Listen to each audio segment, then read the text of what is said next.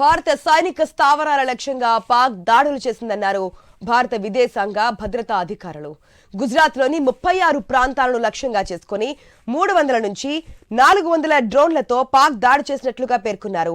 Operation సింధూర్కు సంబంధించి విదేశాంగ కార్యదర్శి Vikram Misri, colonel Sofia Qureshi, wing commander Vyomika సింగ్లతో కలిసి వివరాలను వెల్లడించారు. పాకిస్తాన్ డ్రోన్ క్షిపణి దాడులు మొదలుపెట్టినప్పటికీ అక్కడి పౌర విమానాలకు గగనతలాన్ని మూసివేయలేదు. ఇక కరాచీ, లాహోర్ మధ్య విమాన సర్వీసులు నడుస్తూనే ఉన్నాయని చెప్పారు. తమ దాడులకు భారత్ నుంచి ప్రతిస్పందన ఉంటుందని తెలిసి పౌర విమానాలను పాకిస్తాన్ రక్షణ కవచంగా వాడుకుంటుందన్నారు.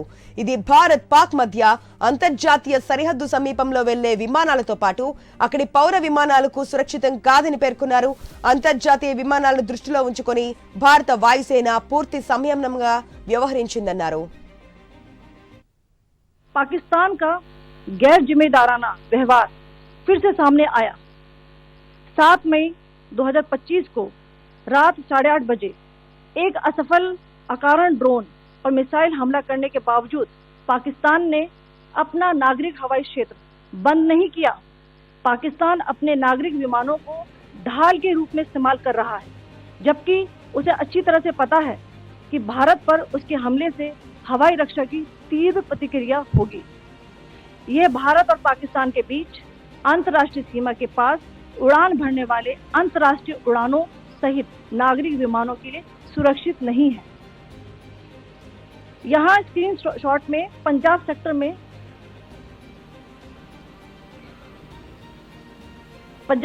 में हाई एयर डिफेंस अलर्ट स्थिति के दौरान एप्लीकेशन फ्लाइट रडार 24 का डेटा दिखाया गया है। जैसा कि आप देख रहे हैं, यहाँ पर भारतीय पक्ष का हवाई क्षेत्र घोषित बंद के कारण नागरिक हवाई यातायात से पूरी तरह से रहित है। कराची और Lahore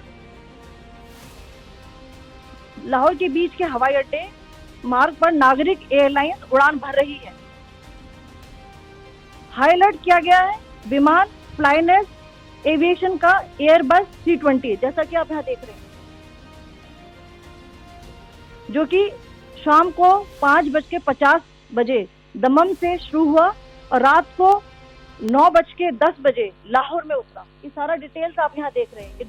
With an intent to target military infrastructure, Pakistan military also resorted to firing of heavy caliber weapons along the line of control. Along the international border and line of control, drone intrusions were attempted from Leh to Sar Creek at 36 locations with approximately 300 to 400 drones. Indian Armed Forces brought down a number of these drones using kinetic and non-kinetic means. The possible purpose of these large-scale aerial intrusions were to test the AD systems and gather intelligence. Forensic examination of the drone debris is being undertaken. Preliminary reports suggest them to be of Aziz Guard Songa drone of Turkey. Later in the night, an armed UAV of Pakistan attempted to target Bhatinda military station, which was detected and neutralized. In response to the Pakistani attack, armed drones were launched at 4 air defense sites in Pakistan. One of the drones was able to destroy an AD radar. Pakistan also carried out artillery shelling across the line of control using heavy caliber artillery guns and armed drones at Kandhar, Uri, Poonch, Mendar. ఇక భారత్ పై పాక్ చేసిన దాడుల్లో ప్రాథమిక నివేదికల ప్రకారం తుర్కియేకు చెందిన ఆసిస్ gourd సోంగర్ డ్రోన్లను ప్రయోగించినట్లుగా తెలిసిందన్నారు. వీటిలో అనేక డ్రోన్లను కూల్చేశామన్నారు. పంజాబ్ సరిహద్దుల్లో పూర్తి అప్రమత్తంగా ఉన్నామని, ఈ దాడుల్లో అనేక మంది గాయపడ్డారని తెలిపారు. పాక్ దాడులను భారత వాయుసేన సమర్థవంతంగా అడ్డుకుంది. ప్రార్థనా మందిరాలే లక్ష్యంగా పాక్ దాడులు చేస్తోంది. ప్రపంచాన్ని తప్పుదోవ పట్టించేందుకు పాక్ ప్రయత్నిస్తుందని వెల్లడించారు. In addition to some military targets, the Indian Armed Forces responded proportionately, adequately and responsibly. ये जो हमले हुए कल रात को भारतीय सैन्य इकाइयों ने पर्याप्त रूप से और एक जिम्मेदाराना रुख अपनाते हुए इन हरकतों का उत्तर दिया. What I want to underline is that the official and blatantly farcical denial of these attacks that Pakistan carried out by the Pakistani state machinery is yet another example of their duplicity and the new depths that they are plumbing in their quest for disinformation.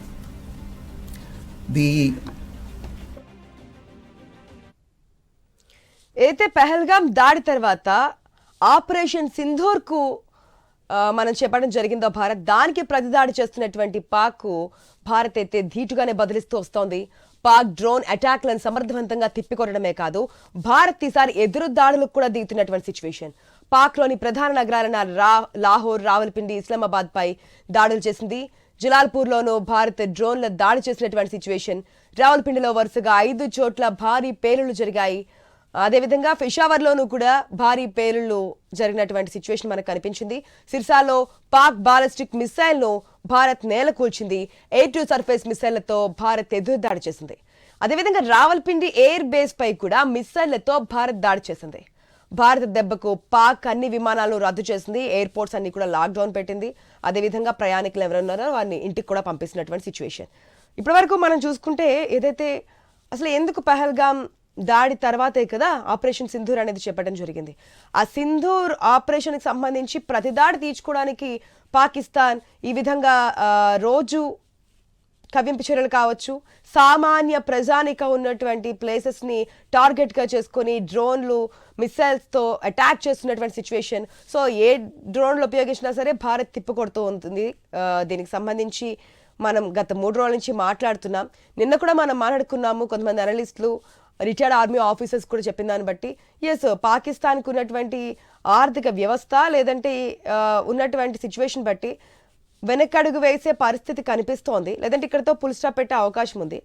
వాళ్ళు దాడి చేశారు, మేము ప్రతిదాడి చేశామని చెప్పి వారి ప్రజలకు చెప్పుకునే ఆస్కారం ఉంది అని చెప్పి. కానీ ఆ పరిస్థితులు ఏం కనిపించట్లేదు. నిన్న నైట్ కూడా మనకి ఏ స్థాయిలో దాడులు జరిగాయి అనేది మనం చూస్తూ ఉన్నాం. ఏ స్థాయిలో డ్రోన్లతో విరుచుకుపడిందో మనం చూస్తున్నాం. 30% టార్గెట్గా చేసుకుని డ్రోన్ అటాక్స్తో విరుచుకుపడుతుంది పాకిస్తాన్. దాన్ని అంతే సమర్థవంతంగా తిప్పికొడుతోంది భారత్. మాట్లాడదాం. మనతో పాటు పొలిటికల్ అనలిస్ట్ కోటేశ్వరరావు గారు ఉన్నారు. గుడ్ మార్నింగ్ కోటేశ్వరరావు గారు. Good morning. నిన్న కూడా మనం మాట్లాడుకోవడం జరిగింది, ఎట్లాగా ఒక ఛాన్స్ అయితే ఉంటుంది కాబట్టి ఇక్కడతో ఫుల్ స్టాప్ పెడుతుందేమో. ఎందుకంటే ఉన్నటువంటి సిచ్యువేషన్లో అటుపక్క బల్చిస్తాన్ వారి స్వాతంత్రం కోసం పోరాటం చేస్తున్నటువంటి సిచ్యువేషన్, ఇటుపక్క మనం ఇంకా వారికి సిద్ధం కాలేదు. సో దాడులు అయితే జరుగుతున్నాయి. పహల్గాం దాడికి ఉగ్రవాదులే కారణం కాబట్టి ఉగ్రవాద స్థావరాలను టార్గెట్ చేసుకొని అదే ఎప్పుడైతే వార్ కావాలి మమ్మల్ని కదిపితే చాలు మేము అటాక్ సిద్ధంగా ఉన్నామనేటువంటి పాకిస్తాన్ దాన్నే ఒక బూచిగా చూపించి, కీలక అంశంగా చూపించి భారత్ మా మీద ఈ విధంగా చేసింది కాబట్టి మేము ఈసారి ప్రతిదాడి చేస్తున్నాం అనే విధంగా నిన్న నైట్ కూడా చోటు చేసుకున్నటువంటి దాడులు మనం చూస్తున్నాం. సో రాను రోజుల్లో యుద్ధానికి సైరన్ మోగే అవకాశాలు ఉన్నాయా అనే ప్రచారాలు అయితే జరుగుతున్నాయి. కోటేశ్వరరావు గారు, ఏమనుకోవచ్చు? మొన్నటితో పోలిస్తే నిన్న ఉద్రిక్తత కొంచెం సడలింది. 2 వైపులా కొన్ని చోట్ల కాల్పులు లేదా పేలుళ్ళు ఇట్లాంటి ప్రయోగాలు ఉన్నప్పటికీ క్రమంగా పాకిస్తాన్ వైపు నుంచి తగ్గుతున్నట్టుగా కనిపిస్తా ఉంది.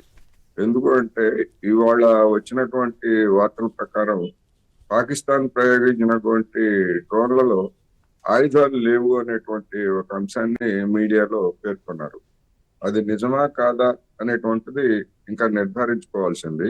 అయితే అలాంటి డ్రోన్లని ఒకవేళ మన దేశం కూల్చివేసినప్పటికీ అవి మన భూభాగంలో కనుక పడితే ఆ బాంబులు కానీ లేదా పేలుడు కానీ సంభవించేటువంటి అవకాశం, అది దాంతో కొంతమంది మరణించేటువంటి అవకాశం కూడా ఉన్నది. అదే పాకిస్తాన్ భూభాగంలోనే వాటిని గనక పేల్చివేస్తే అక్కడ కూడా అదే విధమైనటువంటి ప్రాణ నష్టం కూడా జరిగే అవకాశం ఉంటుంది. కానీ ఎక్కడ కూల్చివేశామని చెప్పేసి మన మిలిటరీ చెప్తా ఉంది. అందుకని ప్రాణ నష్టం గురించి పాకిస్తాన్ వైపు నుంచి కానీ లేదా మన దేశం వైపు నుంచి కానీ ఎలాంటి సమాచారము ప్రకటనలు కూడా లేవు కనుక క్రమంగా మెల్లమెల్లగా ఒక్కొక్క అడుగు పాకిస్తాన్ వైపు నుంచి వెనక్కి వేస్తున్నట్టుగా కనిపిస్తా ఉంది. ఇదే ధోరణి ఇంకా కొద్ది రోజులు అంటే ఉద్రిక్తతలు లేకపోతే అడపాదడప కాల్పులు ఇటువంటివి కూడా కొనసాగవచ్చు. మెల్లమెల్లగా బ్యాక్అవుట్ అవుతున్నట్టుగా కనిపిస్తా ఉంది. ఒకవేళ ఇది వ్యూహాత్మకంగా బ్యాక్అవుట్ అవుతుందా లేకపోతే వ్యవధి తీసుకొని లేదా వ్యూహాలు రూపొందించుకొని మరొకసారి మరొక రూపంలో ఏ రూపంలో వాళ్ళు ఏమైనా తెగిస్తారా అనేటువంటిది కూడా మనం చూడాల్సి. అందువల్ల అటువంటి వాటి పట్ల, అటువంటి చర్యల పట్ల లేదా ఎత్తుగళ్ల పట్ల మన మిలిటరీ కూడా, మన గూఢచారి సంస్థలు కూడా తగినటువంటి జాగరూకతతోటి ఏదో ఇక వెనక్కి తగ్గారులే, మనం ఇంకా ఊపిరి పీల్చుకోవచ్చు అనేటువంటి భావానికి లోను కాకుండా ఎప్పటికప్పుడు జాగ్రత్తలు తీసుకోవాల్సినటువంటి అవసరం ఉంది. ఈ పరిస్థితి మరికొన్ని వారాల పాటు కూడా కొనసాగించాల్సినటువంటి అవసరం ఉందనేది నా అభిప్రాయం. నిన్నటి వరకు ఓకే, అంటే చూస్తున్నాం కోటేశ్వరరావు గారు, రోజు రోజుకి తీవ్రతరం తగ్గుతుంది అనుకున్నప్పటికీ బాలిస్టిక్ క్షిపణులను కూడా ప్రయోగిస్తుంది పాకిస్తాన్. డ్రోన్లను వాడుతోంది ఎక్కడికక్కడ. అంటే జన సమూహాలు, నిన్న చూసాం మనం డ్రోన్ దాడికి ఒక ఇంట్లో లైట్ ఆన్ చేసి ఉండడం కారణంగా అక్కడ డ్రోన్ పడడం, వారికి గాయాలు కావడం చూస్తున్నాం. ప్రజలకు కూడా అలర్ట్ చేస్తున్నారు, సైరన్స్ మోగిస్తున్నప్పుడు ఇళ్లలోనే ఉండాలి. మొత్తం బ్లాక్అవుట్ నడిపిస్తున్నటువంటి సిచ్యువేషన్ మనకు కనిపిస్తోంది సరిహద్దు రాష్ట్రాల్లో. అయినప్పటికీ ప్రతిదాడి చేస్తూ ఉన్నా ప్రజలైతే సేఫ్ జోన్లో ఉంచుతున్నాం. ఇప్పుడు ఏకంగా బాలిస్టిక్ క్షిపణులతో దాడి చేసే వరకు వచ్చిందంటే ఇంకాస్త కయ్యానికి కాలు దూతున్నట్టే కదా. అంటే మీరు ఇంకా రండి, ఏ విధంగా ఉంటుందో తాడోపేడ తేల్చుకుందామనే సిచ్యువేషన్కి పాకిస్తాన్ చూస్తుంది. ఒకవేళ నిన్న చూసాం మనం ఏదైతే వారి ఆర్థిక పరిస్థితి, రుణాల గురించి తమ మిత్ర దేశాలతో అడుగుతున్నటువంటి పరిస్థితి, అక్కడ ఉన్నటువంటి దేశ ప్రజలకు కనీసం తినడానికి తిండి లేదు, తాగడానికి వాటర్ లేదు, ఆఖరు రామచంద్ర అని చెప్పి అలమటిస్తున్నటువంటి పరిస్థితి ఉన్నప్పటికీ కూడా యుద్ధానికే మేము సిద్ధంగా ఉన్నాము, ఈ దాడులు కాదు డైరెక్ట్గా వార్కే సిద్ధంగా ఉన్నామనే సిచ్యువేషన్కి ఇండికేషన్స్ ఇస్తున్నట్టుగా కనిపిస్తోంది. ఒకవేళ ఆ విధంగా ఉంటే గనక ఇండియా కూడా ముందడుగు వేస్తే పాకిస్తాన్ సిచ్యువేషన్ ఏంటి అనుకోవచ్చు? అంటే అటువంటి మీరు చెప్పినంత తీవ్రమైనటువంటి పరిస్థితి పాకిస్తాన్ లో ఉన్నట్టుగా లేదు. పరిస్థితి ఇబ్బందికరమైనటువంటిది, ఆర్థికంగాను లేకపోతే ఇతరత్ర అన్ని రకాలుగా ఇబ్బందులు పడుతున్న మాట వాస్తవం. అయితే ఇప్పటికిప్పుడు ఆకలితో అలమటించో లేకపోతే ఇంకో విధంగానో మొత్తంగా పరిస్థితి అంత తీవ్రంగా లేదు. వాళ్ళు కూడా ఇవన్నీ కూడా గమనించి, ఎందుకంటే మన బంగ్లాదేశ్ లో అదే విధంగా శ్రీలంకలో జరిగినటువంటి పరిణామాలు, ఒక దేశం ఆర్థికంగా దివాళా తీసి మొత్తం జనం మీద భారాలు మోపితే ఏ విధంగా శ్రీలంక అధ్యక్షుడిని జనం తరిమి కొట్టారో మనం చూసాం. అదే విధమైనటువంటి పరిస్థితి బంగ్లాదేశ్ లో కూడా షేక్ హసీనాకి అదే విధమైనటువంటి పరిస్థితి ఎదురైంది. అందుకని నిజంగా ఆర్థిక పరిస్థితి అంతా దిగజారి యుద్ధానికే మొత్తం వనరులన్నింటినీ కేటాయించి జనం సంక్షేమాన్ని పట్టించుకోకపోతే లేదా జనం మీద భారాలు మోపితే పాకిస్తాన్ లో ఉన్నటువంటి సామాన్య జనం కూడా బంగ్లాదేశ్ లేదా శ్రీలంక వాళ్ళ మాదిరిగానే ఆలోచిస్తారు తప్ప మరొక విధంగా వ్యవహరించేటువంటి అవకాశం లేదు. అందుకని ఇప్పటికే అక్కడ ప్రతిపక్షాల వ్యతిరేకత, ముఖ్యంగా తెహరిక్ పార్టీ, ఇమ్రాన్ ఖాన్ నాయకత్వంలో ఉన్నటువంటి తెహరిక్ పార్టీ చేస్తున్నటువంటి ప్రదర్శనలు కావచ్చు, లేదా ఆ పార్టీకి చెందినటువంటి వాళ్ళు పార్లమెంట్ లో ఏ విధంగా అక్కడ ప్రభుత్వాన్ని నిలదీస్తున్నారో కూడా మనం చూస్తున్నాం.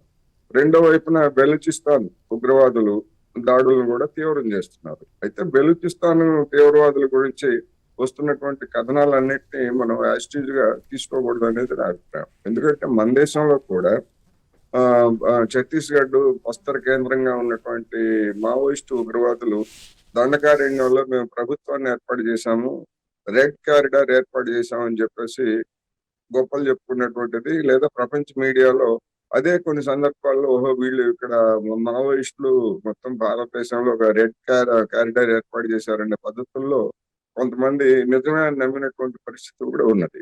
అందుకని ఉగ్రవాదులు లేదా ఉగ్రవాద సంస్థలు చేసేటువంటి ప్రచారాన్ని మనం యాస్టీజ్ గా తీసుకోవడం అవసరం లేదు అనేది నేను ఈ సందర్భంగా చెప్తున్నా.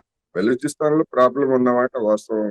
ఈ ఘటనలతో నిమిత్తం లేకుండానే రైలు మీద వాళ్ళు హైజాక్ చేసి దాన్ని ఏ విధంగా అక్కడ మారణకాండ సృష్టించారో కూడా మనకు తెలిసిందే. అందువలన అయితే అది చాలా విస్తారమైనటువంటి ప్రాంతం, జనాభా చాలా తక్కువగా ఉంటుంది. అందుకని కొంతమంది బంగ్లాదేశ్ తో జరిగినటువంటి 71 లో బంగ్లాదేశ్ తో జరిగినటువంటి పోరుతో పోలుస్తున్నారు. అప్పుడు మన దేశం బంగ్లాదేశ్ లో ఉన్నటువంటి విముక్తి సైన్యానికి, విముక్తి వీరులకి మనం మద్దతు ఇచ్చి దాన్ని విముక్తి చేశాం.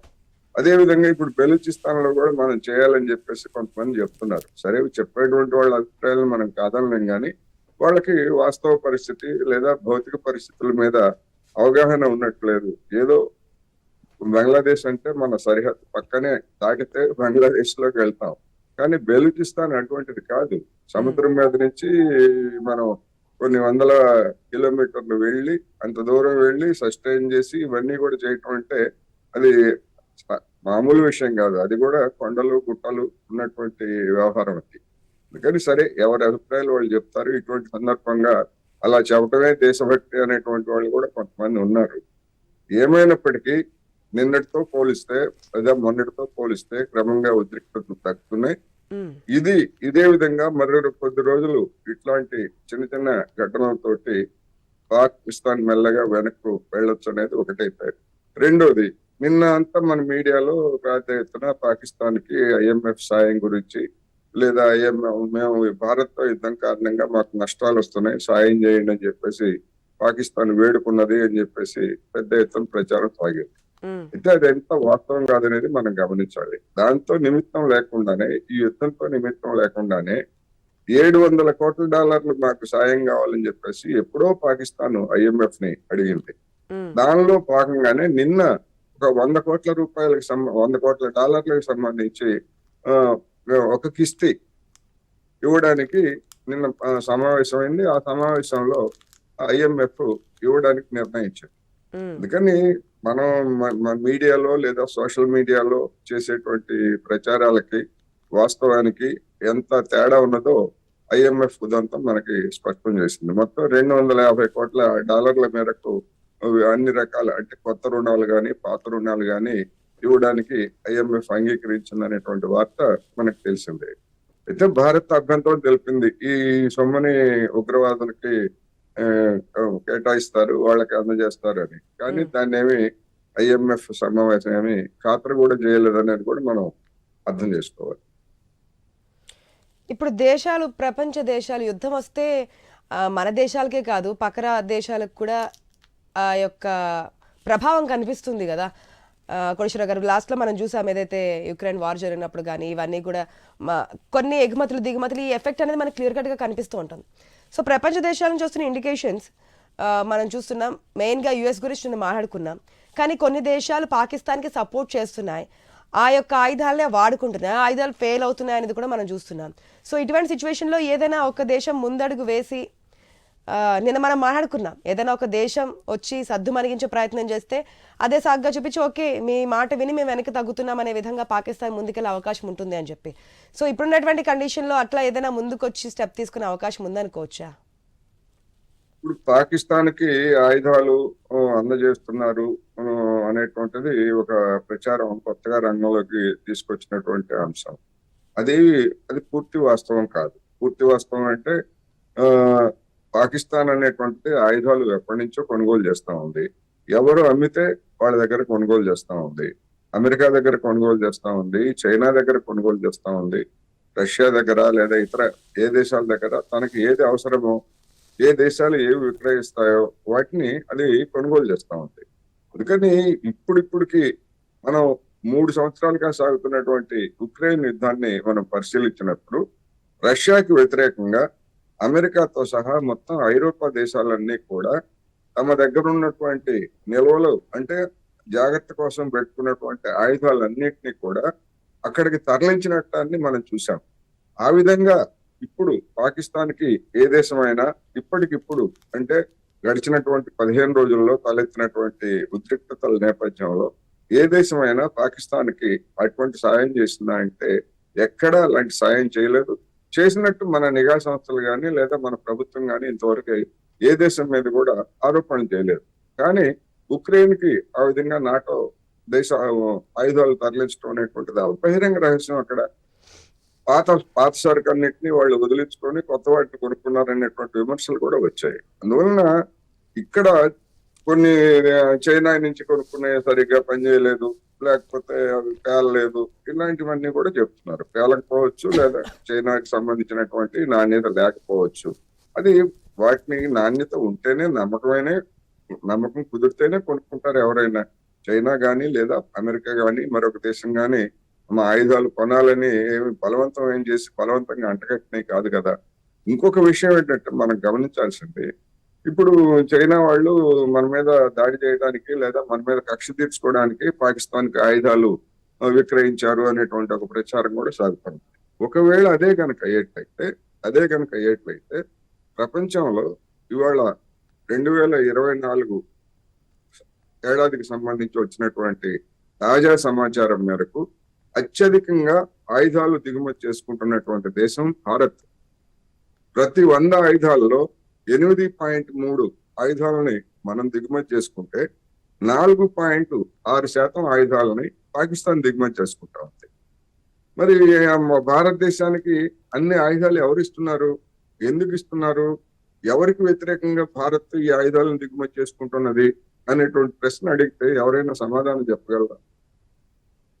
ఎందుకు అంటే ఏ దేశానికి ఆ దేశం తమ రక్షణ అవసరాల కోసం లేదా పరస్పరం ఇరుగు పొరుగు దేశాల మీద నమ్మకం లేనప్పుడు లేదా సాంప్రదాయకంగానే ఎప్పుడైనా ఏదైనా జరిగితే అనేటువంటి దాంతో చేసుకుంటాం. అసలు అన్నింటికంటే ముఖ్యమైనటువంటి మనం గమనించాల్సింది ఏంటంటే ఈ ఆయుధాలు అనే దానిలో మనం నెంబర్ 1 స్థానంలో ఉంటే నెంబర్ 2 స్థానంలో ఖతార్ ఉంది, నెంబర్ 3 స్థానంలో సౌదీ అరేబియా ఉంది.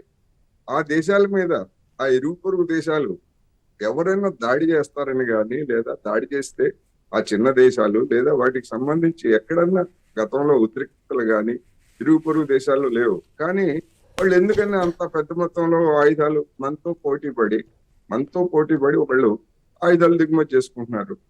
ఎందుకంటే వాళ్ళ దగ్గర పెట్రోల్ డాలర్లు కుప్పలు తెప్పలుగా ఉన్నాయి. వాటిని ఏం చేసుకోవాలో తెలియదు. కొన్ని అయితే ఆయుధాలను కొనుగోలు చేయడానికి ఆయుధ కంపెనీల లాబీలు అక్కడ ఉన్నటువంటి పాలకుల మీద ఒత్తిడి తెచ్చి మీ దగ్గర డబ్బులు ఉన్నాయి కదా ఆయుధాలు కొనుక్కోవాలని బలవంతంగా కట్టిపెట్టినట్టుగా కూడా మనకు కనిపిస్తా ఉంది. ఒక నిమిషం కోటేశ్వరరావు గారు మాట్లాడదాం. చిన్న బ్రేకింగ్ చూసి మళ్ళీ మనం డిస్కషన్ కంటిన్యూ చేద్దాం.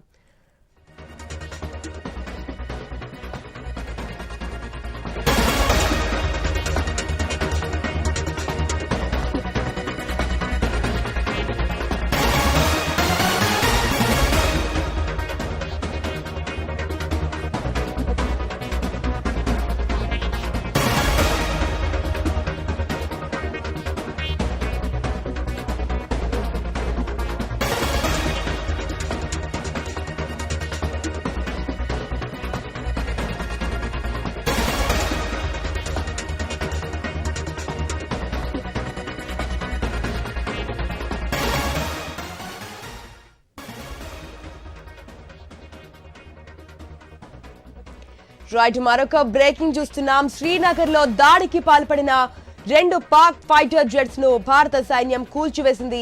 ఆకాష్ ఎయిర్ డిఫెన్స్ సిస్టమ్ తో జెట్స్ ను కూల్చేసింది. యుద్ధ విమానాలు కూల్చే సమయంలో పైలట్లు కిందకి దూకేసినట్టు తెలుస్తోంది. శ్రీనగర్ ప్రాంతంలో పాక్ పైలట్లు ల్యాండ్ అయ్యారు.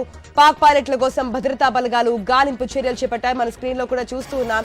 ఇదైతే పైలట్లు అక్కడి నుంచి యుద్ధ విమానాలు కూల్చే సమయంలో అలర్ట్ గానే ముందుగా అక్కడి నుంచి దూకేసినటువంటి సిచ్యువేషన్ కనిపిస్తుంది. సో వారు ఎక్కడున్నారనే విషయానికి సంబంధించి గాలింపు చర్యలు కూడా చేపట్టాయి భద్రతా బలగాలు.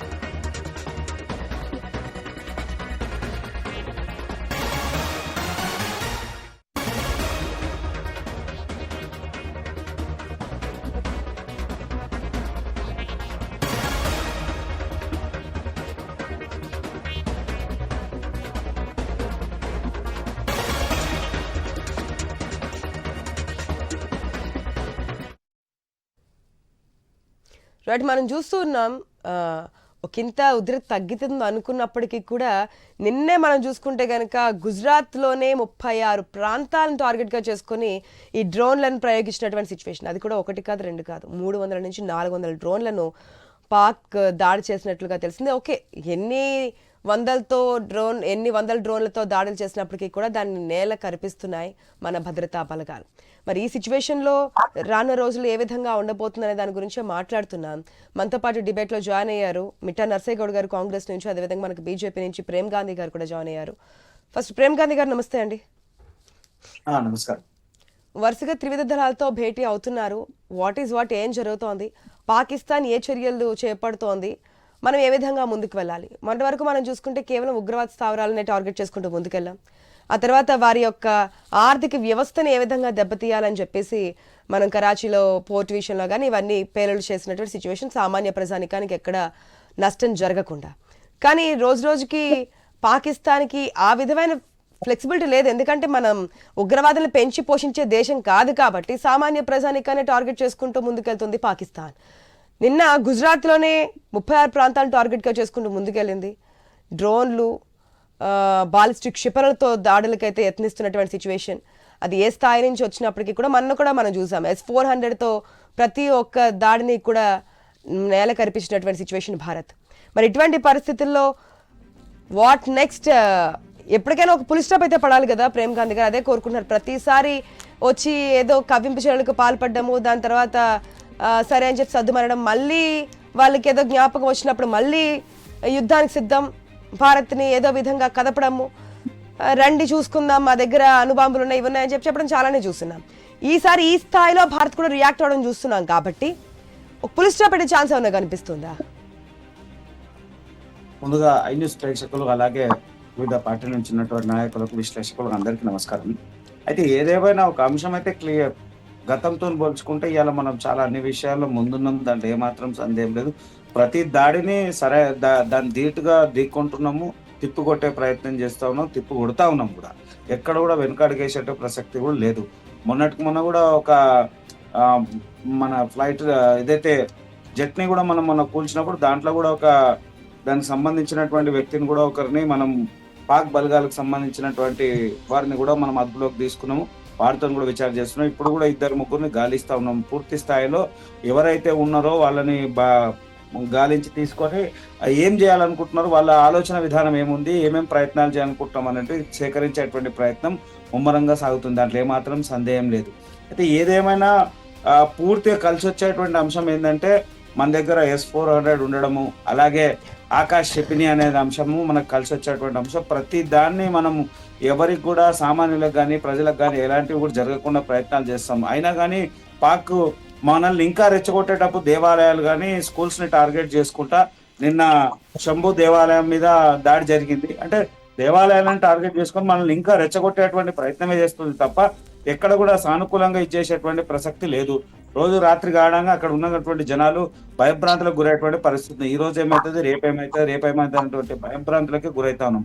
కానీ భారత్ ఎట్టి పరిస్థితుల తగ్గే ప్రసక్తే లేదని చెప్పి మీ నిర్మోహమాటంగా చెప్తా ఉన్నాము. దానికి సరైనటువంటి సమాధానం కూడా మన భారత ప్రభుత్వం చూస్తూ ఉంది. పూర్తి స్థాయిలో నరేంద్ర మోడీ గారు కానీ, అమిత్ షా గారు కానీ, తర్వాత రక్షణ శాఖకు సంబంధించిన మంత్రులే కానీ, లేదా విదేశాంగ శాఖ మంత్రులు కానీ పూర్తి స్థాయిలో క్షణం ఎక్కడ మనకు అవసరం, ఎలాంటి మనము ఎత్తుగడ వేయాలా, ఎత్తుగడకు పూర్తి స్థాయిలో సిద్ధమై ఉన్నాం.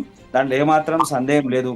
ఇప్పటికైనా పాకిస్తాన్ తన చేస్తున్నటువంటి ఏదైతే దుశ్చర్యను పక్కన తీసుకొని కాదనుకొని వదులుకునేటువంటి ప్రసక్తి సరెండర్ అయితే మంచిది. లేదా పూర్తి స్థాయిలో వారు చేసేటువంటి తాపత్రయం సాధ్యం కాని పని. ఏం చేయలేకనే సామాన్య ప్రజల మీద అటాక్ చేస్తూ ఉంది. అది ఎంతవరకు దౌర్భాగ్యమైనటువంటి పరిస్థితి మనం అందరం కూడా చూస్తూ ఉన్నాం. రాత్రి కూడా 26 చోట్ల డ్రోన్లతో దాడులు జరిగినాయి. అలాగే శ్రీనగర్ లో 2 ఫైటర్ జెట్లని మనం కూల్చివేస్తాం. అంటే ప్రతిసారి పాక్ చేస్తున్నట్టు పని ఏంది మనం అర్థమైతా ఉంది. చేతగాకపోయినా కానీ మేము ఏదో చేస్తామన్నటువంటి చర్యలు, ఆ చర్యలకు ప్రతి చర్యగా భారత్ ప్రతిసారి సమాధానం చెప్తా ఉంది. ఏ మాత్రం వదిలే ప్రసక్తి లేదు. ఈసారి 4 సార్లు యుద్ధం మనమే గెలిచినాం. ఈ 5వసారి మళ్ళా యుద్ధం వచ్చేటువంటి పరిస్థితి లేకుండా పూర్తి స్థాయిలో మనం యుద్ధం ప్రకటించి భారత్ మళ్ళా ప్రపంచ మ్యాప్ లో పాకిస్తాన్ అనేటువంటి భూభాగమే ఉందనేది లేకుండా చేయాలనేది పూర్తి సంకల్పంతో పనిచేస్తున్నాం. ఏమాత్రం వదిలే ప్రసక్తి లేదు. ఏదేమైనా కానీ ఇప్పటికైనా బుద్ధి తెచ్చుకొని వాళ్ళు సరెండర్ అయ్యేటువంటి ప్రయత్నం చేయాలి. కాకుండా కూడా ఇది చేస్తున్నారు. ఇంకోటి న్యూస్ లో కూడా వింటా ఉన్నాం. ఏదైతే మాజీ ప్రధాని అయినటువంటి నవాజ్ షరీఫ్ కూడా వీళ్ళతో మాట్లాడుతున్నాడు, ఇదైతున్నాడు. నిన్న కూడా వాళ్ళ పార్లమెంట్ లో డైరెక్ట్ మాట్లాడుతున్నారు. మనం ఒక సింహంతో యుద్ధం చేస్తున్నాము, మన వాడు ఎక్కడ పోయిండో తెలియదు, పారిపోయిండని డైరెక్ట్ ప్రధానిని ఉద్దేశించి అక్కడ ఉన్నటువంటి పార్లమెంట్ లో మాట్లాడుతున్నారు. అదే పార్లమెంట్ లో ఇంకో నాయకుడు ఏడుస్తున్నాడు. అంటే మనం సరైనటువంటి యుద్ధం చేయలేకపోతున్నాం, మనం ఢీకొనలేకపోతున్నాం, మన దగ్గర ఆ స్థాయి లేదు, ఎందుకు ఈ యుద్ధం అనేటువంటి వాతావరణం ఎందుకు అనేటువంటి ప్రయత్నం అక్కడ ఉన్నటువంటి ఎంపీ పార్లమెంట్ సాక్షిగా ఏడుస్తున్నాడు. అక్కడ ఉన్నటువంటి ప్రధాని పారిపోయింది, ఎక్కడున్నాడో లేదు, ప్రజల్ని కాపాడాల్సినటువంటి ప్రధాని పారిపోయినటువంటి పరిస్థితులు ఉన్నాయి. ఏదేమైనా భారతదేశం ఈ విషయంలో 100% సక్సెస్ ఉన్నాము. ఖచ్చితంగా ఆపరేషన్ సింధూర్ మొదటి ఫేజ్ ఎట్లయితే కంప్లీట్ చేసినామో ఆపరేషన్ సింధూర్ ఇప్పుడు పూర్తి స్థాయి పాకిస్తాన్ లో మన ఏదైతే మన భూభాగాన్ని పిఓకని పూర్తిగా మనం స్వాధీనం చేసుకోబోతా ఉన్నాము. మళ్ళీ ఎప్పుడు కూడా పాకిస్తాన్ మన వైపు చూడకుండా బుద్ధి చెప్పడానికి సిద్ధంగా ఉన్నాం. నర్సయ్య గౌడ్ గారు గుడ్ మార్నింగ్ అండి. Good morning madam. Good morning. Narsaiah Goud గారు, ఏంటి చూస్తూ ఉన్నాం, ఓకే రాజకీయాలు వేరవచ్చు, రాజకీయ పార్టీలు వేరవచ్చు, అది మన దేశంలో ఏదైనా ఉంటే ఓకే, రాష్ట్రాల పరంగా దేశంలో రాజకీయాలు ఇవన్నీ ఉంటాయి. కానీ దేశం విషయానికి వస్తే అందరం ఏకత్రాటి మీద ఉండాలి, ఉంటున్నాం కూడా. పాకిస్తాన్ చేసే ఈ పిచ్చి ప్రేలాపనలు కావచ్చు, ఈ కవ్వింపు చర్యలు కావచ్చు, ప్రతిసారి ఈ విధంగా కొన్ని ప్లేసెస్ టార్గెట్ చేసుకొని, సామాన్య ప్రజలను టార్గెట్ చేసుకొని, మన జవాన్లను టార్గెట్ చేసుకొని చేస్తున్నటువంటి ఈ దాడులను ఏ విధంగా చూస్తున్నారు? మీ అభిప్రాయం ఏంటి? మేడం, ముందుగా మీకు ప్యానెల్లో ఉన్న పెద్దలకు వ్యూవర్స్ కు నమస్కారం. ఇప్పుడు ప్రపంచ చరిత్రలో ఒక సువర్ణాక్షరాలతోటి లిఖించదగ్గటువంటి పని మన ప్రధానమంత్రి మోడీ గారు చేస్తా ఉన్నారు. ఇప్పుడు ఇది రాజకీయాలు మాట్లాడే సమయం కాదు. మన దేశ ప్రధాని, మా ప్రధాని, నీకు నాకు అందరికీ ప్రధానమంత్రి మన ప్రభుత్వం.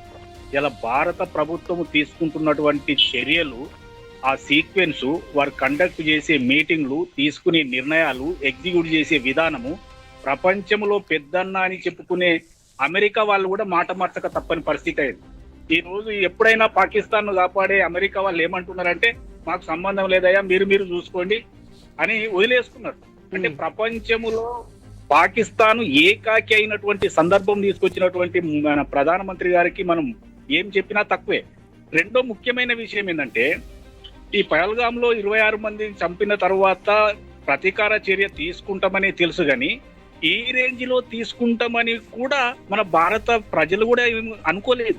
ఎందుకంటే ఎక్స్పెక్ట్ చేసిన దానికంటే ఎక్కువగా మనం ప్రతి చర్య తీసుకుంటా ఉన్నాం. ఈ రోజు ఓన్లీ ఏదో పాక్ ఆక్యుపైడ్ కాశ్మీర్లను, ఆజాద్ కాశ్మీర్లను కాకుండా ఏకంగా రావల్పిండికి వెళ్ళి మనం అటాక్ చేసి హాయిగా వస్తా ఉన్నాం. మరో ముఖ్యమైన విషయం ఏంటంటే, వాళ్ళ పాకిస్తాన్ ప్రధానమంత్రి ఏమంటాడంటే, వాళ్ళ మిసైల్స్ వస్తున్నాయి, వాళ్ళ డ్రోన్స్ వస్తున్నాయి, మరి వాళ్ళను అడ్డుకుంటే మనం ఎక్కడున్నామో తెలిసిపోతుందని మేము అడ్డుకుంటలేమని నిస్సహాయ స్థితికి నెట్టివేయబడ్డది పాకిస్తాన్. ఈరోజు కేవలం భారత ప్రధాని నరేంద్ర మోడీ గారిని చూసి ఒక రకంగా చెప్పాలంటే వాళ్ళు భయపడ్డారు. అయితే ప్రపంచంలో ఎన్నో యుద్ధాలు చూసినాం మనం. అమెరికా కూడా చాలా యుద్ధాలు చేసింది, రష్యా, యుక్రెయిన్ చాలా చేసింది, కానీ మన భారత ప్రభుత్వం తీసుకున్నటువంటి యుద్ధము ఒక డిఫరెంట్ గా ఉంది.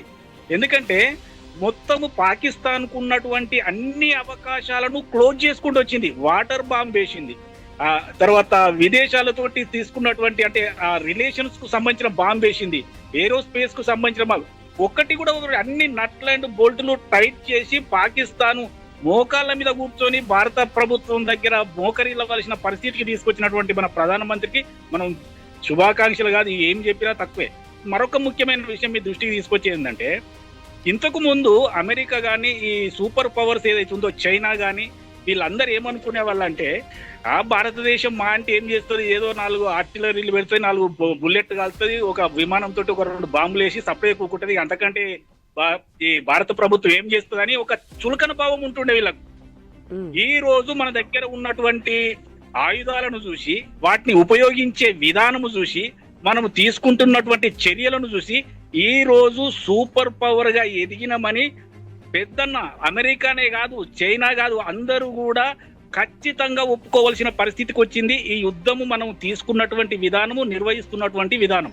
ఇప్పుడు పాకిస్తాన్ 400, 500 టుర్కియా పంపించినటువంటి వాటిని పంపిస్తే తునాతునకలు చేయగలుగుతున్నాం. S-400 కాదు, మన దగ్గర ఉన్నటువంటి ఆకాశ్ మిసైల్ తోటి కూడా మనం కొట్టగలుగుతా ఉన్నాం. బ్రహ్మోస్ ఉంది, మన దగ్గర ఎక్కువ ఆయుధాలు ఉన్నాయి. అంటే ప్రపంచానికి తెలుస్తుంది, భారతదేశం యొక్క ఔన్నత్యం ప్రపంచానికి ఈసారి అర్థమైతా ఉంది. మన ఆయుధ భండాగారం ఎంత ఉందో వాళ్ళకి అర్థమైతా ఉంది. దాన్ని మనం ఏమి ఉపయోగించగలుగుతామో తెలుస్తా ఉంది. పాకిస్తాన్ ఒకటే మాట మాట్లాడదు, ఏమన్నంటే నేను అణుబాంబు వేస్తా. మరి ఎక్కడ పోయినాయి నీ అణుబాంబులు? నీ దగ్గర ఇప్పుడు కూడా ఉన్నాయి కదా అణుబాంబులు, మరి ఎందుకు ఏడుస్తా ఉన్నావు? పార్లమెంట్లో ఏడుస్తా ఉన్నావు కదా, మేము ఏం చేయలేకపోతున్నామని ఏడుస్తా ఉన్నావు. పాకిస్తాన్ పౌరులు తిరగబడతా ఉన్నారు. ఒక మసీదులో ఒక ముల్లా అక్కడ ప్రజలను అడిగిండు, భారత ప్రభుత్వం తోటి పాకిస్తాన్ కు యుద్ధం వస్తే ఎంతమంది పాకిస్తాన్ కు సపోర్ట్ చేస్తారు అంటే ఒక్కరు కూడా చేయత్తలేదట. అంటే పాకిస్తాన్ పౌరులు కూడా భారతదేశం తోటి యుద్ధము కోరుకోవడం లేదు. కేవలం ఆసిఫ్ మున్నీర్ మాత్రమే తన ఎక్స్టెన్షన్ కొరకు ఈ దరిద్రం అంతా తీసుకొచ్చి పెట్టారు. కాబట్టి పాకిస్తాన్ ఈ రోజు 3 ముక్కలవ్వడం ఖాయం. ఎందుకంటే బెలూచ్ వీరులు ఆల్రెడీ పెట్టాను కూడా వాళ్ళు ఆక్రమించుకున్నారు, ఆల్రెడీ వాళ్ళ జెండాలు ఎగిరేసిండ్రు. ఆల్రెడీ ఒక 44-45% పాకిస్తాన్ విడిపోయినట్టే లెక్క. రెండోది ఖైబర్ పఖ్తూన్వా ఆల్రెడీ అందులో కొట్లాటలు జరుగుతా ఉన్నాయి. ఆల్రెడీ ఆఫ్ఘనిస్తాన్ వాళ్ళు రెడీగా ఉన్నారు. మరి వీళ్ళకి మిగిలింది ఎంత? వీళ్ళు ఏం చేయగలుగుతారు? వీళ్ళ అణుబాంబులు ఏం చేస్తాయి? వీళ్ళు ఏం చేస్తారు? వీళ్ళ అవకాశం తెలిసిపోయింది. మరొక ముఖ్యమైన డిమాండ్ మనం అడిగేది ఏంటంటే, భారత ప్రభుత్వం అడుగుతుంది ఏంటంటే, ఎవరైతే జైషే మహమ్మద్ ఈ తీవ్రవాదులు ఎవరైతే ఉన్నారో, ఈ హెడ్స్ ఎవరైతే ఉన్నారో వీళ్ళను మాకు సరెండర్ చేస్తే మేము ఏమన్నా ఆలోచన చేస్తాం ఇది ఆపడానికి. అంతే తప్ప అమెరికా చెప్పిందని, రష్యా చెప్పిందని, ఫ్రాన్స్, జపాన్, చైనా చెప్పిందని మేము వెనకకేసే అవకాశం లేదు. ఇప్పుడు ఎవరు సామాన్య మానవునికి కూడా అర్థమైంది ఏంటంటే, మోడీ గారు వెనుకకు వచ్చే అవకాశం లేదు. ఇది ఒక సువర్ణ అవకాశము వారికి వచ్చింది. కాబట్టి భారతదేశాన్ని సూపర్ పవర్ గా నిలబెట్టడానికి కావాల్సిన అవకాశాలన్నీ ఇప్పుడు అందిపుచ్చుకున్నాడు. ప్రపంచం ఆల్రెడీ గుర్తించింది మోడీ గారిని, మన భారత ప్రభుత్వాన్ని. ఖచ్చితంగా సువర్ణ అక్షరాలతో మోడీ గారి పేరు, భారత ప్రభుత్వం పేరు ఈ యుద్ధం తర్వాత లిఖించదగ్గది. ఆల్రెడీ పర్మనెంట్ మెంబర్ కూడా మనకు వచ్చే అవకాశం కూడా, ఎవరు కూడా మనల్ని ఆపే అవకాశం లేదు. కాబట్టి ఈ రోజు మీరు గమనిస్తే సిరీస్ ఆఫ్ మీటింగ్స్ మనం ఏమైతే చేస్తా ఉన్నామో దాన్ని కాపీ కొట్టి ఆసిఫ్ మున్నీరు వాళ్ళు చేస్తా ఉన్నారు. నిన్న ఏం చేసిరు? మనకు పారామిలిటరీ, ఇంకా మీరు టెరిటోరియల్ ఆర్మీని కూడా దించండి అని మనం పవర్ ఇస్తే ఆర్మీకి, ఇవాళ వాళ్ళు కూడా అదే పని చేస్తా ఉన్నారు. ఏం చేయాలనో తెలియని పరిస్థితికి నెట్టివేయబడ్డటువంటి పాకిస్తాన్ మన మీద బాంబు వేసుడు కాదు కదా, వాళ్ళ మీద వాళ్ళు వేసుకునే అవకాశం కూడా ఉన్నది. కాబట్టి పాకిస్తాన్ అనేది ఒక చరిత్రలో మిగిలిపోతుంది. అది 3 ముక్కలయ్యే అవకాశం. దీనికి అంతటికీ కారణం భారత ప్రభుత్వం, నరేంద్ర మోడీ గారు తీసుకున్నటువంటి చొరవ, తీసుకున్నటువంటి యుద్ధము, చేస్తున్నటువంటి ప్రాతిపదిక, చూపిస్తున్నటువంటి దమ్ము. కాబట్టి నేను ఒకటే అంటున్నా, పార్టీలకు అతీతంగా నరేంద్ర మోడీ గారికి మేము 100% మద్దతు ఇస్తాం. భారత ప్రభుత్వానికి వారు ఏ చర్య తీసుకున్నా వారెమ్మటి ఉంటాం. కాబట్టి భారతదేశ ప్రతిష్టను పెంచుతున్నారు కాబట్టి ఖచ్చితంగా మేము మద్దతు చేస్తా ఉన్నాం. ఓకే, మన స్క్రీన్ లో కూడా క్లియర్ గా చూస్తూ ఉన్నాం. ఏదైతే అక్కడ 2 మనకు కనిపిస్తున్నాయి, ఒకటి మనం చేసినటువంటి దాడుల్లో ధ్వంసమైనటువంటి ప్లేసెస్, మరొకటి పాకిస్తాన్ ఏదైతే మన మీద ప్రయోగించాలని చెప్పి డ్రోన్లను ఉపయోగించిందో ఆ డ్రోన్లను కూల్చివేసినటువంటి శకలాల యొక్క విజువల్స్ కూడా మనం క్లియర్ గా చూస్తున్నాం. దీన్ని బట్టి అర్థమవుతుంది భారత్ ఎంత ధీటుగా అనుకున్నటువంటి ఎయిమ్ని, అంటే లక్ష్యాన్ని ఛేదించి బ్లాస్ట్ చేస్తుందో, పాకిస్తాన్ బ్లాస్ట్ చేద్దాం అనుకున్నటువంటి శకలాలను ఏ విధంగా కూల్చివేస్తుందని చెప్పి క్లియర్ కట్ గా తెలుస్తుంది.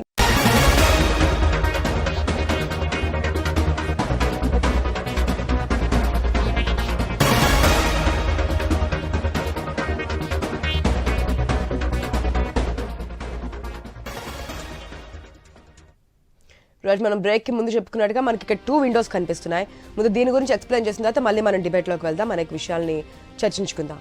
ఒకటి, ఫస్ట్ విండోలో ఏదైతే పాకిస్తాన్ మన మీద దాడి చేయడానికి ప్రయోగించినటువంటి డ్రోన్లకు సంబంధించి విజువల్స్ అవి. ఆ డ్రోన్లను ఎక్కడికక్కడ మన భారత ఆర్మీ మన ఆయుధాలతో కుప్పకూల్ చేసినటువంటి సిచ్యువేషన్, ఆ శకలాలను మనం విండో 1లో చూస్తున్నాం. అంటే ఈ ఉన్నటువంటి 2 విండోస్లో. ఇక రెండవది, మనం ఏదైతే ఒక లక్ష్యాన్ని పెట్టుకొని ఆ ఎయిర్ బేసెస్ మీద ఏదైతే అటాక్ చేద్దాం అనుకున్నామో ఆ ఎయిర్ బేస్ మీద అటాక్ చేస్తున్నటువంటి విజువల్స్ క్లియర్ కట్ గా లక్ష్యాన్ని ఛేదించి అక్కడ బ్లాస్ట్ చేసినటువంటి సిచ్యువేషన్స్ కూడా మనకు క్లియర్ కట్ గా కనిపిస్తున్నాయి.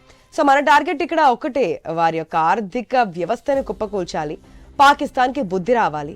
ఇంకొకసారి ఈ విధంగా సామాన్య ప్రజానికం మీద ప్రయోగాలు కావచ్చు, ఈ విధంగా దాడులు కావచ్చు, అటాక్ కావచ్చు, కుక్కతో ఒక వంకరన్నట్టు వెనక నుంచి వచ్చి దాడి చేయడం కాకుండా డైరెక్ట్ గా అటాక్ చేస్తే గనక వచ్చి మన భారత సైన్యంతో అటాక్ చేసే విధంగా ఉండాలి తప్ప సామాన్య ప్రజల మీద అటాక్ చేసే విధంగా కాదు అని బుద్ధి చెప్పే ప్రయత్నం అయితే భారత్ చేస్తోంది.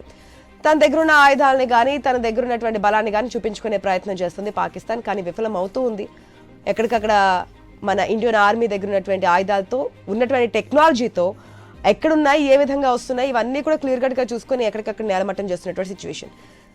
ఇది అమృత్సర్లో పాక్ డ్రోన్ అనమాట. ఇంతకుముందు మనం శ్రీనగర్లో చూసాం. ఇది అమృత్సర్లో ఏదైతే పాక్ ప్రయోగించిన డ్రోన్ ఉందో ఆ డ్రోన్ కూడా కూల్ చేసినటువంటి సిచ్యువేషన్. దాని శకలాలను కూడా మనం క్లియర్ కట్గా స్క్రీన్లో చూస్తూ ఉన్నాం. రైట్, ఇక కొన్ని వస్తూ ఉన్నాయి. దాని గురించి కూడా ఒకసారి క్లారిటీ ఇచ్చి డిబేట్లోకి వెళ్దాం. ఇంధన నిల్వలు సాధారణంగా దేశాల మీద ఇంతకుముందు మనం చెప్పుకున్నాం. వార్ వస్తే కనుక అనేక విషయాలు ఇరు దేశాల ప్రజలు ఎఫెక్ట్ అయ్యే ఛాన్సెస్ ఉంటాయి. కాబట్టి పెట్రోల్ నిల్వలు, ఇంధన నిల్వలు అన్నీ కూడా ఆగిపోతాయేమో అని చెప్పి ఆందోళనతో పెట్రోల్ బంకులు క్యూ కట్టి ఇవన్నీ చేస్తున్నారు. సో ఇండియన్ ఆయిల్ కూడా ఒక క్లియర్ కట్ ఇన్ఫర్మేషన్ ఇచ్చింది, నిల్వలు ఉన్నాయి, మీరేం భయపడాల్సిన అవసరం ఏం లేదు అంటూ కూడా చెప్తున్నటువంటి సిచ్యువేషన్. సో ఇటువంటి ఫేక్ ప్రాపగండాకైతే భయపడకండి. అదేవిధంగా కొన్ని ఫేక్ ఇన్ఫర్మేషన్స్ కూడా వస్తూ ఉన్నాయి.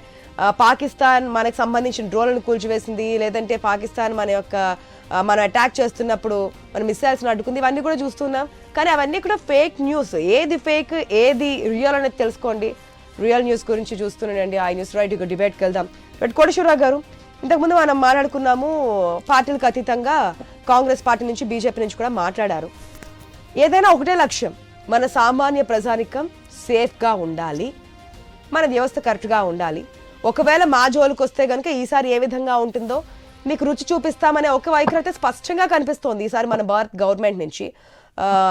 ఇంకొకసారి మా జోలికి రావాలంటేనే భయపడే విధంగా ప్రతిసారి కవింపు చర్యలు, చిన్న చిత్తగా ఏదైనా ఉన్నా సరే లైట్ తీసుకుంటుంది భారత్, ఏమీ చెయ్యలేదు అనే విధానం నుంచి టచ్ చేయాలన్నా కూడా భయపడే విధంగా ఈసారి ఒక భయం క్రియేట్ చేయాలనే విధంగా ముందుకెళ్తున్నట్టు సిచ్యువేషన్. హిందూ దేవాలయాన్ని టార్గెట్గా చేసుకున్నారనేది ఒకటి వినిపిస్తోంది. ఎందుకంటే ఫస్ట్ కూడా ఆ రోజు ఏదైతే పెహల్గాం దాడప్పుడు కూడా ఒక మతాన్ని తీసుకొచ్చారు, హిందూ ఆర్ నాన్ హిందూ, మీరు హిందువులా కాదా అని మాత్రమే అడిగారు. హిందూ అయితే గనక చంపేయడం, అంటే ముస్లిమా నాన్ ముస్లిమా, ముస్లిం కాకపోతే గనక చంపేసినటువంటి సిచ్యువేషన్ మనకు కనిపించింది. ఇప్పుడు కూడా అదే వైఖరి. దేనికోసం అనుకోవచ్చు ఈ విధంగా భారతదేశంలో హిందూ దేవాలయాల మీద టార్గెట్ చేయడం, ఇవన్నీ కూడా చూస్తూ ఉంటే అసలు పాకిస్తాన్ ఆలోచన ఏంటి అనుకోవచ్చు? హిందూ దేవాలయాల మీద టార్గెట్ చేసింది, లేకపోతే పాకిస్తాన్ లో జరుగుతున్నటువంటి ప్రచారం ఏంటి, మసీదుల మీద భారత్ టార్గెట్ చేసింది, మసీదులను కూల్చివేస్తా ఉందని చెప్పేసి పాకిస్తాన్ లో అక్కడ మీడియాలో కానీ లేదా ప్రభుత్వం కానీ పెద్ద ఎత్తున ప్రచారం చేస్తూ ఉంది. అందువలన దీన్ని ఈ విధమైనటువంటి, ఇప్పుడు జమ్మూలో కావచ్చు లేదా మరి అమృత్సర్ మీద కూడా దాడి చేయడానికి ప్రయత్నించారని చెప్పేసి చెప్పారు. మరి అమృత్సర్ లో ఉన్నటువంటిది ప్రపంచ ప్రఖ్యాతిగాంచినటువంటి సిక్కు దేవాలయం కదా. అందుకని దాన్ని మత కోణంలో ఎక్కువగా కేవలం ఏదో హిందూ దేవాలయాల మీద కేంద్రీకరించారు అనేటువంటి కొన్ని శక్తులు చెప్పేటువంటి వాదన అదొక ప్రమాదకరమైనటువంటి ధోరణి. మొత్తంగానే దేశం మీద కేంద్రీకరించారనేటువంటి దాన్ని అది చెప్పాల్సింది పోయి కేవలం హిందూ దేవాలయాల మీద, హిందూ మతం మీద అనేటువంటిది కానీ వాళ్ళు చేస్తున్న ధోరణి అది కనిపించట్లేదంటారా కోటేశ్వరరావు గారు? మరి నేను అదే చెప్తున్నా. పాకిస్తాన్ వాళ్ళు కూడా చెప్తుంది ఏంటి, మా మసీదులను కూల్చేస్తున్నారని వాళ్ళు అక్కడ ప్రచారం చేస్తున్నారు. అందుకని అక్కడ మత శక్తులు ఆ ప్రచారం చేస్తా ఉంటే ఇక్కడ మత శక్తులు దాని మీద కేంద్రీకరిస్తున్నారు. ఇప్పుడు ఒక దాడి చేస్తే ప్రత్యేకంగా హిందూ దేవాలయమే వాళ్ళు చేసి ఉండొచ్చు, చేయలేదని నేను అంటలే, కానీ అక్కడ పరిసర ప్రాంతాలన్నీ కూడా దెబ్బతింటాయి కదా. ఇప్పుడు భారతదేశం కూడా దాడికి యత్నించింది, దాడి చేయలేదు. ఎందుకంటే దాడి ప్రయత్నించిన తర్వాత డ్రోన్ కూల్చేస్తున్నటువంటి సిచ్యువేషన్ యత్నించింది అనే దానికి నేను చెప్తుంది అదే. ఇప్పుడు ప్రచారం అనేటువంటిది ఏ విధంగా జనాల్లోకి వెళ్తుందో అని కూడా మనం చూడాలి. కానీ నేనేమంటున్నానంటే దాడి అదేమి చేయలేదు, లేకపోతే దాన్ని నేను సమర్థించడం కాదు. అటువంటి ప్రచారానికి ఎక్కువ ప్రాధాన్యత ఇచ్చేట్లయితే అసలు సమస్య పక్కదారి పట్టేటువంటి అవకాశం ఉందనేదే నేను ఇక్కడ చెప్పదలుచుకున్నాను. అందుకని ఇప్పుడు మన దేశం పాకిస్తాన్ లో ఉన్నటువంటి రావల్పిండి దగ్గర ఉన్నటువంటి సైనిక హెడ్ క్వార్టర్ మీద దాడి చేసింది అనేటువంటి వార్తలు వాళ్ళు కూడా చెప్తున్నారు. పాకిస్తాన్ వాళ్ళు కూడా చెప్తున్నారు, మా 3 సైనిక కేంద్రాల మీద భారత్ దాడి చేస్తా ఉంది, మేము వాటిని సమర్థవంతంగా తిప్పికొట్టామని చెప్పేసి వాళ్ళు చెప్తున్నారు. అదే విధంగా మన దేశంలో ఉన్నటువంటి సైనిక కేంద్రాల మీద లేదా మన పట్టణాల మీద వాళ్ళు చేసినటువంటి ప్రయత్నాలు తిప్పికొడుతున్నామని మనం కూడా చెప్తున్నాం. నేనేమంటానంటే ఒక జర్నలిస్ట్ గా అటువైపు ఏం జరుగుతున్నది అనేటువంటిది మనం జనానికి చెప్పాలి, ఇటువైపు ఏం జరుగుతున్నది అనేటువంటిది కూడా చెప్పాలి. కానీ మత కోణం వైపు కనుక తీసుకెళ్లేట్లయితే అది మరొక కొత్త ప్రమాదకరమైనటువంటి సూచన అవుతుంది తప్ప ఇప్పుడు మిసైల్ కి హిందూ దేవాలయమా, చర్చా లేదా మసీదా అనేటువంటి దానికి ఆ గుర్తింపు ఏమి ఉండదు కదా. అందుకని ఆ విధమైనటువంటి డ్రైవ్ చేయొద్దు అనేది నా అభిప్రాయం. అంతే తప్ప పాకిస్తాన్ చేస్తున్నటువంటి దుర్మార్గాన్ని తక్కువ చేసి చూడమని కానీ లేదా సమర్థించమని లేదా ఇంకోటి కాదు. ఆ డ్రైవ్ ప్రమాదకరంగా మారుతుంది. పాకిస్తాన్ చేసినటువంటి ఉగ్రవాద దాడి కంటే మతం పేరుతోటి లేదా ప్రార్థనా మందిరాల పేరుతోటి చేసేటువంటి దాడి భారతదేశంలో ఎక్కువ హాని కలిగిస్తుందని కూడా నేను చెప్పదలుచుకున్నాను. ఓకే, ప్రేమ్ గాంధీ గారు ఏమంటారు? ఇప్పుడు ఇక్కడ జరుగుతున్న విషయము సరే ఏదేమైనా కానీ సందర్భాన్ని బట్టి మనం మాట్లాడాల్సిన అంశం ఉంది. దాడులకు పూనుకోవడానికి ప్రధాన అస్త్రంగా వాళ్ళు అదే వాడుకొని చేస్తా ఉన్నారు. దేవాలయాల మీద లేదా స్కూల్స్ మీద, ప్రార్థనా మందిరాల మీద చేస్తా ఉన్నటువంటి ప్రయత్నం చేస్తా ఉన్నారు. కాబట్టి మనం ఆ అంశం మాట్లాడడం తప్ప కానీ ఇంకెక్కడ కూడా దాన్ని చేసినమాట అంశం ఎక్కడ కూడా లేదు. 26 ప్రాంతాలంటే 1-2 ప్రాంతాలను మాత్రమే దాన్ని ఇచ్చేసినటువంటి దాగు. ఎందుకంటే శంభు అనేటువంటి దేవాలయం, శ్రీనగర్లో శంభు అనేటువంటి దేవాలయం మీద ప్రత్యేకంగా దాడి జరిగింది. అట్లాంటి అంశాలు చేస్తా ఉన్నారు కాబట్టి మనం ప్రస్తావించాల్సిన అవసరం ఉంది తప్ప ప్రత్యేకంగా దాని విషయం కాదు. ఎందుకు మొన్న పహల్గాంలో మీరు హిందువులా అని చెప్పి దాడి జరిగిందంటే అర్థం ఏమైపోతా ఉంది అంటే అర్థం మనకు క్లియర్గా తెలుస్తా ఉంది కదా. అయితే మనం దాన్ని ఉద్దేశించి కాదు, భారతదేశంలో జరుగుతున్నటువంటి యుద్ధాన్ని ఉద్దేశించి లేదా పాకిస్తాన్ మన మీద చేస్తున్న యుద్ధాన్ని ఉద్దేశించి మాట్లాడాల్సిన సందర్భం వచ్చినప్పుడు తప్పకుండా ధీటైనటువంటి సమాధానం చెప్తున్నా, దాంట్లో ఏమాత్రం సందేహం లేదు. నరేంద్ర మోడీ గారు కానీ, అమిత్ షా గారు కానీ, రక్షణ శాఖ మంత్రి కానీ, విదేశాంగ శాఖ మంత్రి కానీ ప్రతి క్షణం ఎక్కడెక్కడ ఏమేమి జరుగుతున్నాయి, దాని మీద అటువంటి చర్యలు ఏం తీసుకోవాలి, ప్రతి చర్యలు ఎలా తీసుకోవాలనేటువంటి అంశాన్ని అసలు ఎవరు ఊహించినటువంటి విధంగా వాళ్ళు ప్రతి అంశాన్ని కూడా స్టెప్ బై స్టెప్ తీసుకుంటున్నా ఉన్నారు. తప్పకుండా ప్రజలకు, భారతదేశంలో ప్రజలకు ఏ మాత్రం నష్టం జరగొద్దు, సామాన్య ప్రజల మీద నష్టం జరగొద్దు అనేటువంటి ఆలోచనతో మన పూర్తి ఆయుధ సామాగ్రిని పూర్తి స్థాయిలో వినియోగిస్తూ ఎవరిని కూడా ఎక్కడ కూడా ఎలాంటి చిన్న అసాంఘిక సంఘటనలు కూడా జరగకుండా ప్రయత్నం చేస్తా ఉన్నాము.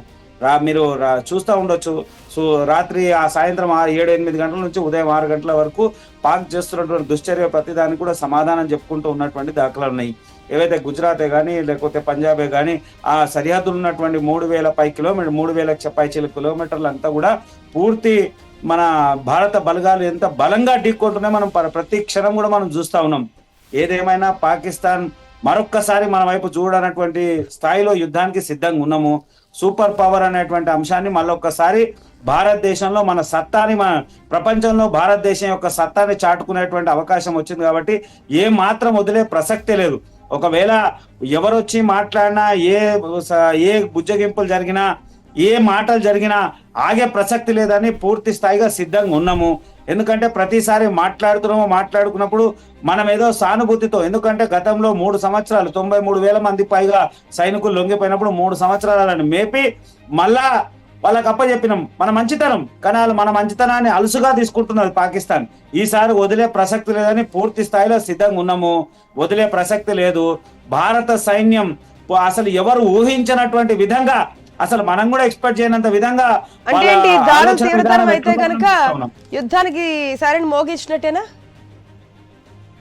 ఇక పూర్తి స్థాయి మోగించినట్టే కనబడతా ఉంది. పాకిస్తాన్ ప్రతి చర్యలకు మనం ఇచ్చేస్తా ఉన్నాము. దౌత్యపరమైనటువంటి ఇబ్బందులు రాకుండా అన్ని దేశాలతో విదేశాంగ శాఖ మంత్రులే కానీ, ప్రధానమంత్రి గారు, అమిత్ షా ప్రధానమంత్రి గారు అందరితో మాట్లాడుతున్నారు. ఎక్కడ దౌత్యపరమైనటువంటి ఇబ్బందులు రాకుండా. తర్వాత వాళ్ళ ఏదైతే భారత్ కూడా ఎక్కడ కూడా పాకిస్తాన్ లో సామాన్య ప్రజలే కానీ ప్రజల మీద ఎక్కడ కూడా దాడులు చేసేటువంటి ప్రయత్నం చేస్తలేదు. ఏమైనా కానీ ఏదైతే మిలిటరీ సావరాలు తర్వాత ఉన్నటువంటి అట్లాంటి దాని మీదనే పూర్తి స్థాయిలో దాడులు చేస్తూ ఉంది తప్ప సామాన్య ప్రజలను ఎక్కడ కూడా ఇచ్చేసినటువంటి దాఖలా లేవు. ఎందుకంటే గమనించవచ్చు అక్కడ ఉన్నటువంటి ప్రతి పరిస్థితిని కూడా అక్కడ ఉన్నటువంటి మీడియా గానీ చేస్తాం. అయితే ఇక్కడ దుష్ప్రచారం జరుగుతూ ఉంది. అది చేసినాం, ఇది చేసినాం, అది చేసినాం. అయితే పాకిస్తాన్ ఎట్టి పరిస్థితుల్లో యుద్ధంలో గెలవలేదు కాబట్టి ఈ ఫేక్ పబ్లిసిటీ ద్వారా ఏదైతే తప్పుడు సమాచారాన్ని ప్రజల్లోకి తీసుకుపోతారు. మేము ఇది చేసినాం, మేము ఇది గెలిచినాం, అది అట్లా అయింది, ఇది ఇట్లా అయింది అంటే మనల్ని భయభ్రాంతులకు గురి చేసేటువంటి వాతావరణాన్ని తీసుకొచ్చేటువంటి ప్రయత్నం చేస్తున్నారు. నిన్నటికి నిన్న మన హైదరాబాద్ రాజీవ్ గాంధీ ఇంటర్నేషనల్ ఎయిర్పోర్ట్ లో ఎవరో స్లీపర్ సెల్స్ వచ్చిందని చెప్పి ఏదో మెసేజ్ అంటే ఇట్లా తర్వాత ప్రతి చోట. అయితే మనం కూడా భారతదేశం కూడా పూర్తి స్థాయి పక్కడబందీగా ఉంది. దాంట్లో ఏమాత్రం సందేహం లేదు. కేంద్ర బలగాలు తిరుపతి కానీ, అనేక దేవాలయాల్లో కానీ, అనేక స్కూల్స్ కానీ, పబ్లిక్ ఉన్నటువంటి ప్రాంతాలన్నింటిలో కూడా పూర్తి స్థాయిలో కేంద్ర బలగాలు రాష్ట్రానికి సంబంధించినటువంటి రక్షణ వ్యవస్థను పూర్తి స్థాయిలో పనిచేస్తా ఉంది. మొన్న మాక్ డ్రిల్ నిర్వహించడము, అనేక సందర్భాల్లో ప్రజల్లో అవేర్నెస్ చేయడము, యుద్ధం వస్తే ఎలా రియాక్ట్ కావాలనేటువంటి అంశము, ఎవరెవరు ఎట్రైజ్ చేయాలనేటువంటి ప్రయత్నం పూర్తి స్థాయిలో చేస్తా ఉంది. కాబట్టి 100% ప్రజలకు ఎవరికి కూడా ఎలాంటి జరగకుండా ఈ యుద్ధం గెలుస్తాం.